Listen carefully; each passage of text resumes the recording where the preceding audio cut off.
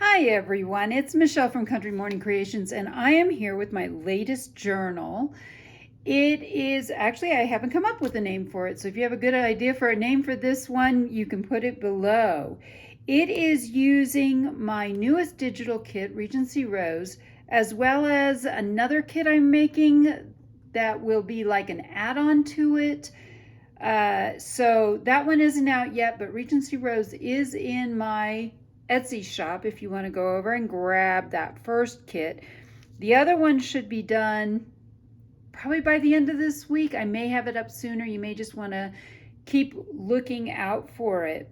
So this is 120 pages, and I have used all kinds of things in it. It is also, what is this? 8 3/4 tall by 5 1/4, I think, wide, or 5 3/4 wide. So it's basically a standard American piece of paper, 8.5 by 11, folded in half and a little bit bigger. It does have a rounded, curved spine, and I've used this gloriously grungy linen. It feels wonderful. It's so soft. I did put some things on the back because backs of books should neither be blank nor boring. And then on the front, I've just done some layering. So there's all kinds of layering. There's lace and a dangle. I learned to do this with the little beads to use them as spacers from Britta Martyrer. And then I have some butterflies and some stenciling. This actually, I think I used a gesso over, and more lace and more pieces and some pearls and some music. And this is actually genuine antique French music, and it's held closed. And this time I think I did a better job of not overstuffing it. But it's tied together with some hand avocado dyed seam binding, and I love that. And let's get inside. So again, all of these papers are things that I have created. This is just an embossing folder that I've gone over. The wonderful thing is that Tim Holtz has two inks. I think one is tumbled glass and the other, I can't remember what it is, but they actually go beautifully with this kit. It kind of matches this pinky, peachy, dusty rose color of the flowers. So you can see I used it here. And then it also, the blues are very complementary to the blues that I've used in here. So right at the beginning, I have a triple tuck spot. So I have a tag and a journaling card here, then a journal card here, and these are just blank white on the back. So actually they could be used to do collaging on the other side if you wanted to, or just simply write. And then I have a tall tag that I made, and this was a custom piece that I put together. Some of these are just digital, and some of these are also handmade that I've done. I've got lots of lace, and you'll see lots. This is hand dyed, indigo dyed, and I did all of the indigo dyeing for the paper, for the fabric and stuff. Lots of blank pages. So this is my 28-pound coffee dyed acid neutral paper, which in the description box below I will have that tutorial. And here you can see, using some of that tumbled glass, I did some stenciling in here. This is actually a late 1800s book page, and I forget what this is called. I want to say it's mulberry paper. So I thought the blue was perfect in here. Some more roses. I used, this is embroidery thread that I used to sew in the signatures, and they're all 5-hole sewn in signatures. And then I've sewn some ruffles so it looks fabulous on the end. This is a Rita Donnelly flip, and so she was kind of the first one to do this kind of flip. I love it because it gives extra writing space. A tag, a journal card. So this is coming soon. And another tag, which some of these are all coming soon. I don't have quite all of these done. And then another, oh, it's 5 signatures, by the way. This is what is this called? Chenille yarn. And I got this from Amy. I will list hers below too. All of a sudden I can't remember her shop. A beautiful side tuck. So I did a journal card. This is actually an index card that I did some collaging on. And more things that are just different things that I've cut out from the kit. This actually is a punch, so that is not from, so I made that into a tag. It's not actually from the kit. Some genuine French antique paper, a glassine bag that I actually printed over, so it has some from the kit. That's really easy to do.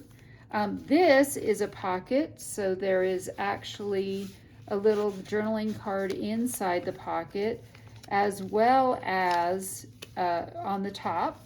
This was a happy accident. I accidentally sewed one of the fabric ruffles to the long edge of the paper instead of the short edge, and cut it up and made it into pockets. Happy accidents. Love it when that happens. So more from the kit. Both of these are coming soon. And then another custom tag that I did. The other side of that glassine page, and I'm realizing I need to cut that open so that it can be used. And the back side. So one of the things I did is I have some of these kinds of papers, and these are to be used. You can still journal on it and write, and it still comes out beautifully. Then I have, this is a raggedy that I made, and raggedy's were first started by Nick the Booksmith, and they're simply added to a book to give the illusion of fullness and a lot of stuff.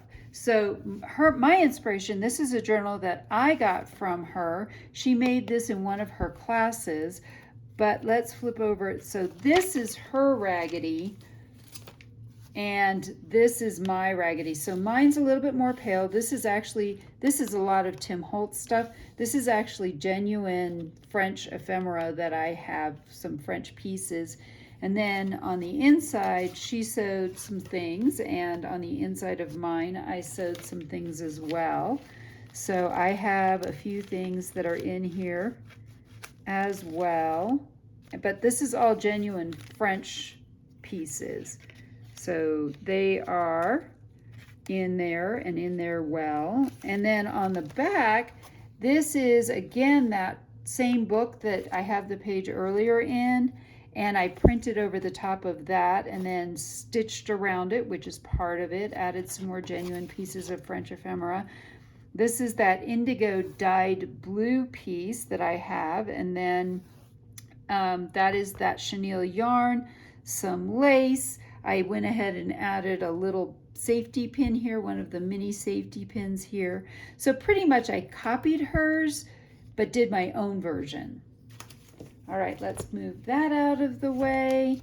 Another Rita Donnelly flip here with some more journal cards. That's one, and that's another one, and then that's more of just a blank. And I've left a lot of room for writing. Excuse me. Sorry about that. All right, and then I have, this is some more genuine French ephemera. This is some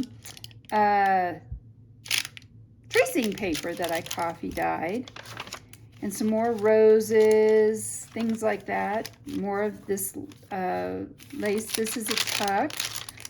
And let's see, I think I have a few tucks in here. Another Rita Donnelly flip right here, if I didn't glue it shut. There we go. And then this is another custom tall tag that I did, and it also has the chenille ribbon on it, which I love. And then another journal card, and another tag.